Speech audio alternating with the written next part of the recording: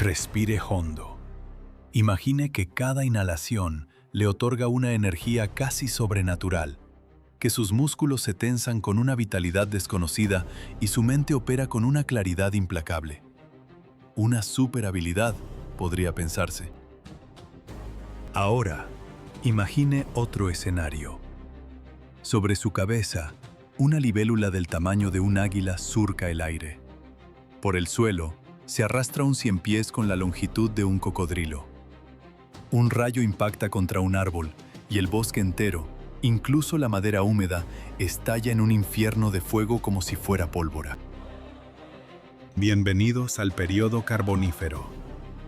Hace 300 millones de años, la atmósfera de la Tierra no contenía un 21% de oxígeno, como hoy, sino un 35%. Un excedente que transformó el planeta en un reino nacido de las fantasías más audaces y las pesadillas más profundas.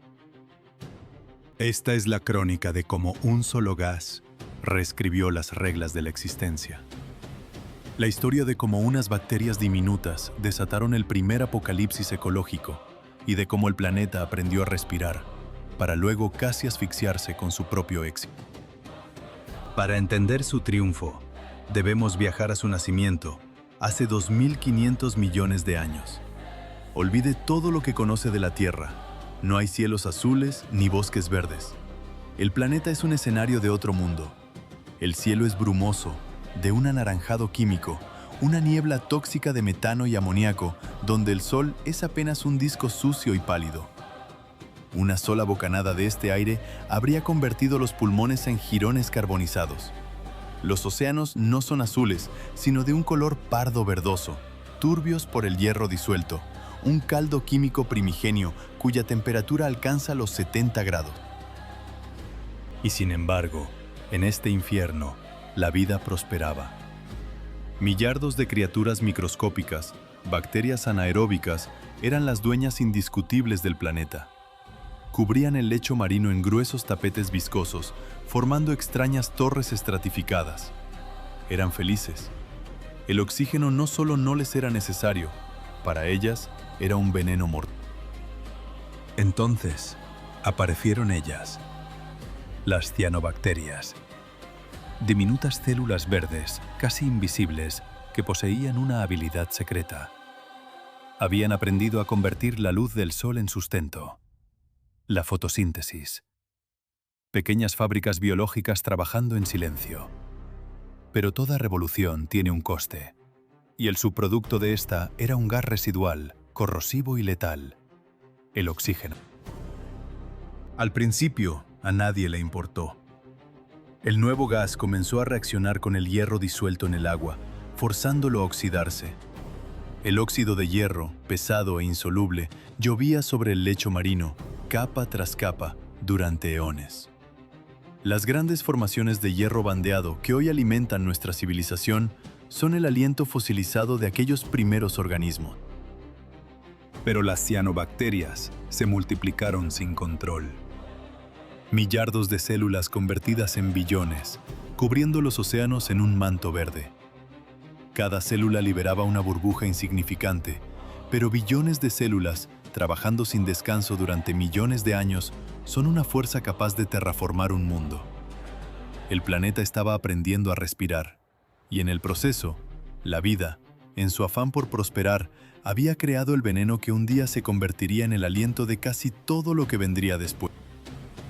Durante eones, los océanos del mundo eran un tapiz de color verde esmeralda, no por el agua en sí, sino por el hierro disuelto en ella.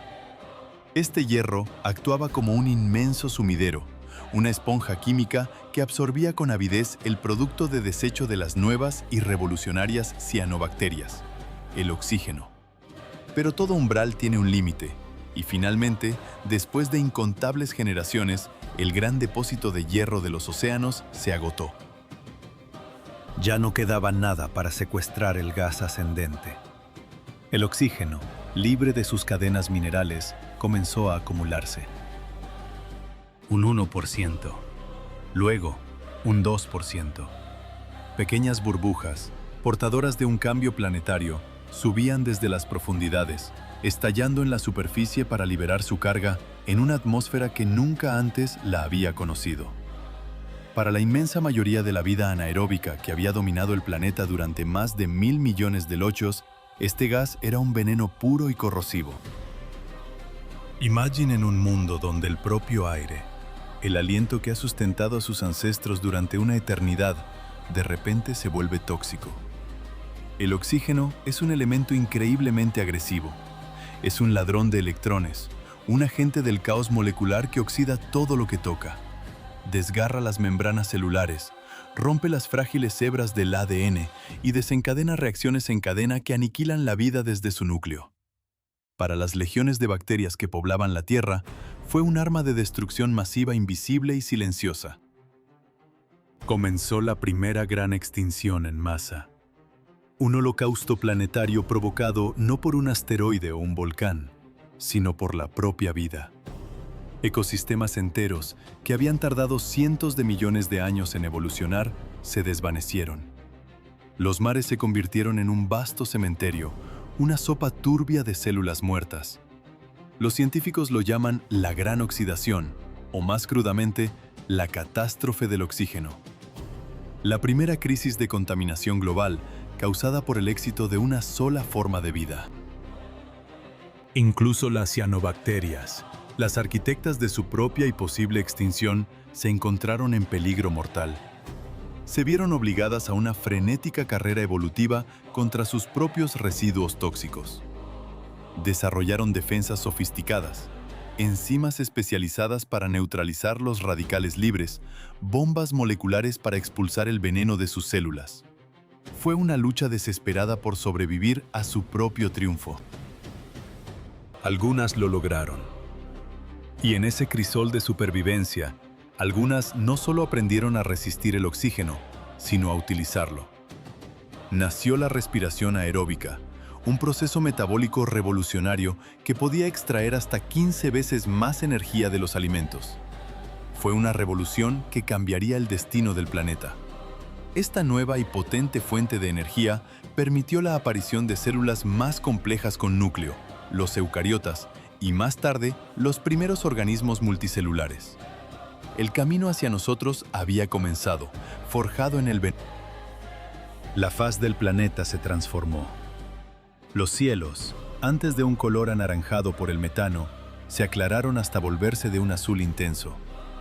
Se formó la capa de ozono, un escudo protector contra la radiación solar. El sol comenzó a brillar con una claridad nunca antes vista. Y en el fondo de los océanos, entre los restos de un mundo muerto, algo nuevo, más complejo y enérgico, comenzaba a gestarse. El planeta había aprendido a respirar y ya no podría detenerse. Pasó casi 1.000 millones de años. Intenten comprender esa escala de tiempo. 1.000 millones son 1.000 veces 1 millón.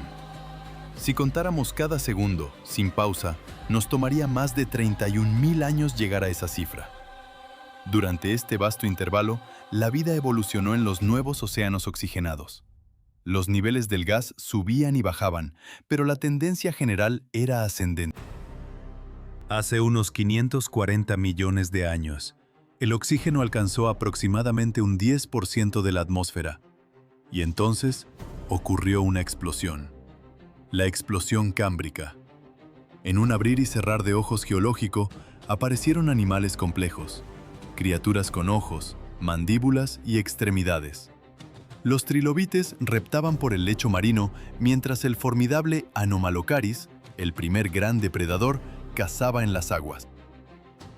La vida, envalentonada por su nuevo y potente motor metabólico, se atrevió a abandonar la cuna oceánica. Primero, las plantas, musgos y líquenes primitivos aferrándose a las rocas húmedas. Luego, los artrópodos, ciempiés, escorpiones y arañas. Y después, llegaron los árboles. Hace unos 370 millones de años, surgieron los primeros bosques verdaderos. Eran paisajes alienígenas, poblados por plantas colosales que se elevaban hasta 40 metros. Equisetos del tamaño de un edificio de 3 pisos, helechos con la altura de árboles modernos. Habían inventado la madera, una estructura milagrosa hecha de un compuesto llamado lignina.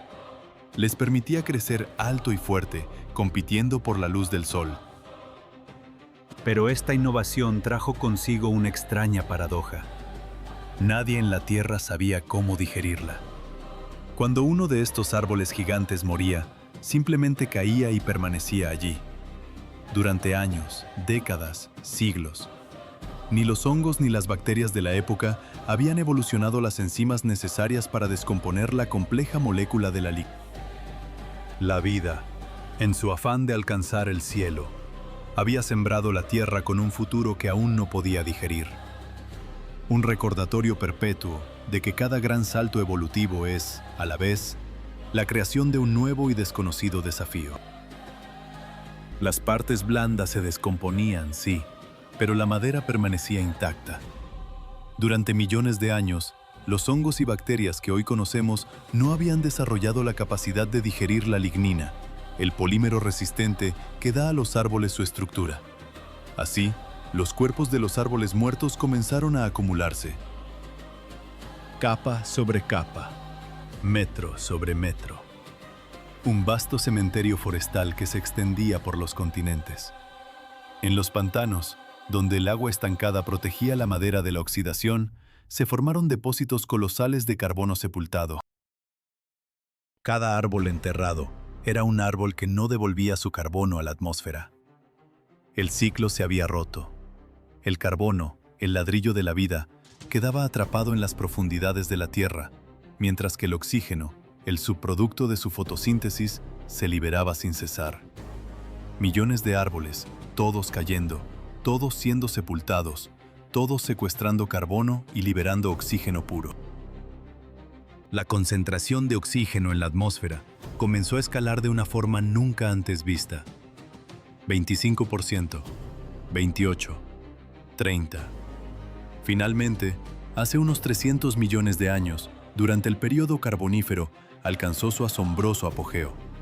35%. El planeta estaba sobresaturado de oxígeno y en este nuevo mundo, todo cambió. Imagine que se encuentra al borde de uno de esos antiguos pantanos. La temperatura es de 28 grados, la humedad roza el 100%. El aire es tan denso, tan rico, que casi podría beberse. Cada inhalación inunda sus células con una energía pura y vibrante. Se siente increíblemente vivo, alerta, fuerte. A su alrededor, los árboles se elevan como rascacielos primigenios, equivalentes a edificios de 30 pisos, sus troncos gigantescos desapareciendo en un cielo brumoso y perpetuamente nublado. Equisetos del tamaño de edificios de varias plantas dominan el horizonte, y helechos monumentales se extienden en todas direcciones, creando un laberinto verde y sofocante. Bajo sus pies, el suelo húmedo está cubierto por una alfombra de materia vegetal en descomposición. El aire huele a turba, a hongos, a tierra fértil. No es un olor desagradable, pero sí extrañamente intenso, abrumador. De repente, un susurro. Algo se mueve entre los helechos, algo grande. Usted se queda inmóvil, conteniendo la respiración. De entre la maleza, emerge lentamente una artropleura, un milpiés gigante. Mide 2,5 metros de largo y pesa cerca de 50 kilos, con un cuerpo tan grueso como el de un ser humano. Más de 30 segmentos blindados, cada uno con su propio par de patas, se mueven con una cadencia hipnótica e imparable. Su caparazón quitinoso brilla con la humedad del ambiente. Pasa junto a usted, indiferente, pues es un herbívoro que se alimenta de la vegetación en descomposición del suelo del bosque. Pero su escala, su mera presencia, es aterradora. Usted exhala, un suspiro de alivio tembloroso mientras la criatura desaparece en la espesura. Y entonces, escucha otro sonido. Un zumbido profundo, grave, que reverbera en el aire denso. Algo se acerca, rápido. De la niebla surge una meganeura, una libélula del tamaño de un halcón. Su envergadura alar alcanza los 75 centímetros. Sus enormes ojos compuestos, Mosaicos perfectos de miles de lentes rastrean cada movimiento en el sotobosque. Sus alas no vibran como las de un insecto moderno, producen un zumbido potente, casi amenazador, mientras cortan el aire espeso. Reflejos iridiscentes danzan sobre su superficie a la escasa luz que se filtra a través del dosel. La meganeura es un depredador formidable, el rey de los cielos carboníferos. Caza otros insectos e incluso pequeños anfibios, arrebatándolos del aire con sus poderosas mandíbulas a una velocidad increíble y con una maniobrabilidad asombrosa. Usted se agacha instintivamente, pero la criatura pasa de largo, persiguiendo a su presa, y se desvanece entre los troncos colosales. Su corazón late con fuerza. Toma otra bocanada de ese aire imposiblemente rico. A lo lejos, se oye un chapoteo. Se acerca con cautela al borde del agua pantanosa y ve una silueta moverse bajo la superficie oscura. Algo muy grande. Es un Eogyrinus, un anfibio gigante de 4,5 metros de longitud, con un cuerpo que recuerda al de un cocodrilo. Se desliza por el agua con una gracia letal, cazando peces en su reino acuático. Es el superdepredador de este ecosistema anegado. Usted retrocede, abrumado por la escala de la vida en este mundo. Y entonces, el cielo estalla en un destello de luz blanca. Un rayo, de una violencia inaudita, impacta contra un árbol a unos cientos de metros. En una atmósfera con un 35% de oxígeno, el fuego no solo arde, explota. La chispa más pequeña puede desatar un infierno. Este mundo de gigantes, este paraíso de la abundancia, es también un polvorín perpetuo, donde la vida y la destrucción danzan al borde de un abismo de fuego. Un mundo cuyo legado de carbono enterrado permanecería latente durante eones, esperando a ser desenterrado para alimentar el amanecer de otra era. En una atmósfera con un 35% de oxígeno, un árbol no arde, estalla. El fuego se propaga con una voracidad aterradora, una onda de choque incandescente que devora el bosque. Incluso la madera más húmeda y verde prende como si fuera papel seco. Las llamas saltan de copa en copa, creando un dosel de infierno rugiente. La lluvia que cae, un aguacero tropical, se evapora antes de tocar el suelo. Es inútil. El fuego es demasiado caliente, demasiado intenso. Las criaturas del sotobosque huyen en un pánico ciego. Colosales artropleuras, 100 pies de casi 3 metros de largo, se arrastran con una urgencia desesperada, sus innumerables patas arañando la tierra húmeda. Sobre sus cabezas, nubes de meganeuras, libélulas del tamaño de halcones, se dispersan en un zumbido caótico, sus alas iridiscentes reflejando el resplandor de la catástrofe. El calor se vuelve insoportable, una pared sólida que asfixia y abraza. Y en medio del caos, un corredor improbable siente una fuerza antinatural. El mismo aire que alimenta el apocalipsis inunda sus pulmones primitivos, sobrealimentando sus músculos, permitiéndole correr más rápido, más lejos que nunca. Este es el mundo del carbonífero, un planeta de excesos, un ecosistema perpetuamente al borde del abismo. La pregunta que define esta era es monumental. ¿Por qué los insectos alcanzaron proporciones de pesadilla? La respuesta reside en el acto más fundamental de la vida, la respiración. Los insectos carecen de pulmones. En su lugar, una intrincada red de tubos, llamada sistema traqueal, recorre cada fibra de su cuerpo. El oxígeno entra a través de pequeñas aberturas en su exoesqueleto y se difunde pasivamente a través de esta red hasta llegar a los órganos y músculos. Pero la difusión tiene un límite físico. Es un proceso lento e ineficiente a largas distancias. Cuanto más largo es el tubo, menos oxígeno llega al final. En nuestra atmósfera actual, con un 21% de oxígeno, este sistema impone un estricto límite de tamaño. Una libélula no puede crecer mucho más que la palma de una mano. De lo contrario, sus músculos de vuelo simplemente se asfixiarían por falta de combustible. Pero en el carbonífero, las reglas eran diferentes. Un 35% de oxígeno cambiaba la ecuación por completo. La mayor concentración permitía que el gas vital se difundiera más profundamente, más eficientemente. Las tráqueas podían ser más largas, los cuerpos podían ser más grandes. La meganeura, con su envergadura de casi 1 metro, recibía oxígeno más que suficiente para impulsar su vuelo depredador. En el aire de hoy, caería al suelo, ahogada. Lo mismo ocurría con la artropleura. Mover los cientos de patas de un ciempiés de 2,5 metros requiere una cantidad prodigiosa de energía y, por tanto, de oxígeno. El 35% lo hizo posible. Pero el oxígeno fue solo un factor. Hubo otro, la oportunidad. Los cielos estaban vacíos. No había grandes depredadores aéreos. Los pterosaurios, los primeros reptiles voladores, no aparecerían hasta dentro de 70 millones de años. Las aves, aún más tarde, tras 150 millones de años. El aire era un territorio virgen, un nicho ecológico abierto que los insectos conquistaron sin competencia. Y no fueron los únicos en crecer. Los anfibios también alcanzaron tamaños formidables. El Eogirinos, una criatura parecida a una salamandra gigante, se convirtió en el superdepredador de los vastos pantanos, sus primitivos pulmones impulsados por el aire enriquecido para mantener su enorme cuerpo. El clima era el lienzo sobre el que se pintaba esta escena de extremos.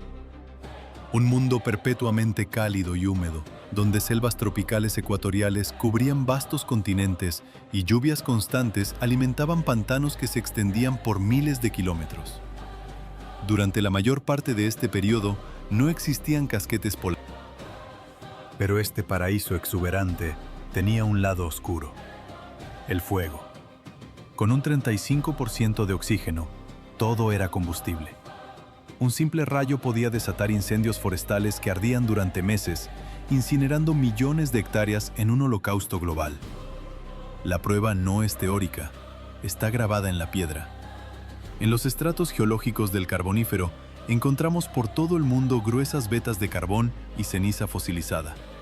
Cicatrices negras en el registro geológico, el silencioso testigo de innumerables catástrofes ígneas.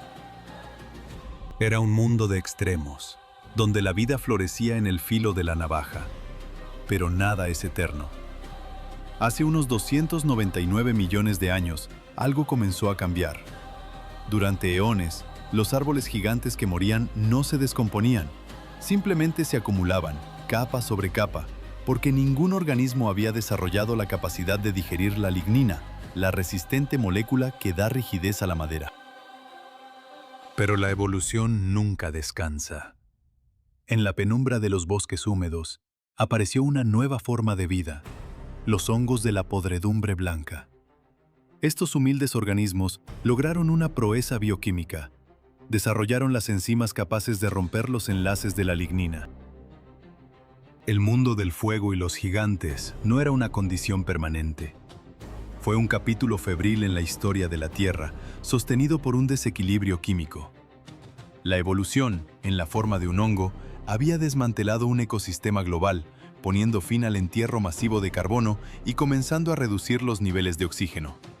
Cada mundo, sin importar cuán imponente, existe en un delicado equilibrio, siempre al borde de su propia e inevitable transformación. Para ellos, fue una revelación. Un vasto e inexplorado continente de energía yacía ahora a su alcance. Para los hongos y las bacterias, capaces por fin de descomponer la lignina, la dura madera de los árboles, se abrió un nuevo mundo. Era un festín que duraría millones de años. Pero para el planeta, significó el final de una era. Durante el período carbonífero, los árboles morían y caían en pantanos anóxicos, donde sus cuerpos, ricos en carbono, quedaban sepultados antes de poder pudrirse. Se convirtieron en carbón, secuestrando carbono a una escala monumental. Ahora, el ciclo se había roto. Los árboles muertos finalmente se descomponían. El carbono, prisionero durante eones, comenzaba su largo viaje de regreso a la atmósfera en forma de dióxido de carbono. El delicado equilibrio que había inflado la atmósfera de oxígeno se había desplazado. La fotosíntesis, la gran fábrica de oxígeno del mundo, continuaba su labor, pero el entierro masivo de carbono, su contraparte en la ecuación, había cesado casi por completo. El oxígeno comenzó a... Aquel aire denso y rico, con un 35% de oxígeno, empezó a enrarecerse. El nivel descendió a 30, luego a 28. Lenta, pero inexorablemente, el gas de la vida se volvía más escaso. Simultáneamente, las propias placas tectónicas de la Tierra se agitaban en un baile milenario. Los continentes, a la deriva durante eras, colisionaban para formar el supercontinente Pangea. Esta masa de tierra colosal alteró drásticamente la circulación planetaria. Las corrientes oceánicas, las arterias del planeta, fueron estranguladas y los patrones climáticos se volvieron extremos. Los vastos pantanos tropicales, cuna de los bosques de carbón, comenzaron a secarse. Menos pantanos significaba menos árboles, y menos árboles, menos oxígeno. La espiral descendente se aceleraba. Hacia el final del período pérmico, hace unos 252 millones de años, la atmósfera se había vuelto asfixiante. El nivel de oxígeno se desplomó hasta un 15%, un nivel significativamente más bajo que el 21%. Imaginen vivir en la cima de una montaña de 4.500 metros. Permanentemente. Cada movimiento, una proeza. Cada aliento, una batalla por la energía que apenas alcanza para sustentar la vida. El mundo se había convertido en una zona de muerte a gran altitud. Y entonces, sobre este planeta estresado y sofocado, se desató la catástrofe. La gran mortandad del Pérmico. La extinción masiva más devastadora en la historia de la Tierra. 96% de todas las especies marinas aniquiladas. 70% de los vertebrados terrestres borrados de la existencia. Fue la única extinción masiva que afectó gravemente incluso al resistente reino de los insectos. Las causas fueron una tormenta perfecta de desastres. Erupciones volcánicas masivas en lo que hoy conocemos como Siberia expulsaron cantidades inimaginables de gases de efecto invernadero y cenizas, asfixiando los cielos. Los océanos se acidificaron y se volvieron tóxicos. El clima se derrumbó en un caos de calor extremo. Pero la caída del oxígeno fue el factor de estrés subyacente, el torniquete que lentamente ahogaba la vida mucho antes del golpe final. Los gigantes fueron los primeros en caer. La meganeura, la libélula del tamaño de un halcón, desapareció. Sus cuerpos colosales, maravillas de la ingeniería evolutiva, ya no podían sustentar la llama de la vida en un aire enrarecido. La artropleura, el milpiés de 2 metros de largo, se extinguió. Las legiones de anfibios gigantes perecieron en los pantanos moribundos.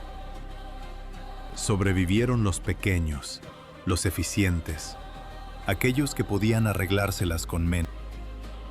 Y entre ellos se encontraban los ancestros de los dinosaurios. Pequeños reptiles ágiles, dotados de un arma secreta evolutiva. Un sistema respiratorio increíblemente sofisticado, similar al de las aves modernas. Un sistema de sacos aéreos, una innovación biológica que permitía al aire fluir a través de los pulmones en un circuito de doble paso, extrayendo hasta la última molécula de oxígeno disponible. Ellos soportaron el apocalipsis. Heredaron un planeta devastado y lo reclamaron como propio. La era de los insectos gigantes había terminado para siempre. Las leyes de la física y la química atmosférica actual decretan que nunca más una libélula volverá a surcar los cielos con la envergadura de un ave de presa. Pero la historia no había terminado. Los dinosaurios, armados con su respiración superior, dominaron el mundo durante los siguientes 165 millones de años. Usaron esa misma eficiencia para crecer a tamaños que desafían la imaginación. Diplodocus, Brachiosaurus, Tyrannosaurus, todos ellos descendientes de aquellos pequeños supervivientes que aprendieron a respirar en un mundo que se ahogaba. Y nosotros ahora vivimos en un mundo con un 21% de oxígeno. Un equilibrio frágil mantenido por la vida para la vida. Cada aliento que usted toma es el legado de miles de millones de años de evolución, de incontables organismos que vivieron, murieron, produjeron oxígeno y enterraron carbono. Y ese equilibrio, lejos de ser estático, sigue cambiando. Los científicos han medido una caída lenta pero constante en los niveles de oxígeno atmosférico. Al quemar combustibles fósiles, estamos liberando aquel mismo carbono sepultado en el carbonífero, invirtiendo el proceso. Estamos consumiendo el oxígeno del presente para resucitar los fantasmas de un pasado lejano, reescribiendo una vez más la composición de la única atmósfera que podemos llamar hogar. Inviértase el proceso. Imagínese una lenta pero inexorable caída en los niveles de oxígeno de nuestra atmósfera. El descenso, por ahora, es insignificante. No es la falta de oxígeno lo que amenaza nuestro mundo. El verdadero peligro reside en el ascenso de otro gas, el dióxido de carbono, un arquitecto invisible que rediseña nuestro clima a una velocidad alarmante. La lección del pasado resuena con una claridad implacable. El equilibrio de una biosfera es extraordinariamente frágil. La alteración de un solo elemento gaseoso puede reescribir por completo las reglas de la vida. Puede dar origen a gigantes en una era, un tiempo en que libélulas del tamaño de águilas surcaban los cielos y miriápodos colosales se deslizaban entre la maleza, para después aniquilarlos en la siguiente. Sin embargo, la vida es tenaz. Posee una asombrosa capacidad de adaptación a casi cualquier condición imaginable. Cuando el oxígeno abunda, la vida se expande hacia lo monumental. Cuando escasea, se contrae, volviéndose más pequeña, más eficiente, una maestra de la supervivencia. Nada es eterno. El mundo del período carbonífero, con sus bosques pantanosos y su aire denso, parecía inmutable. Pero una minúscula innovación evolutiva en el reino de los hongos lo cambió todo. La repentina capacidad de descomponer la lignina, la madera que había permanecido intacta durante eones, selló el destino de una era y sus gigantes. Quizás, dentro de millones de años, un nuevo capítulo se escriba. Una nueva era de oxígeno elevado que dará a luz a titanes que hoy ni siquiera podemos concebir. Porque la vida continúa su marcha incansable. La evolución nunca se detiene. Y el oxígeno, ese aliento y un recordatorio perpetuo de que incluso las fuerzas más poderosas de la creación dependen de un equilibrio tan delicado como el aire que respiramos.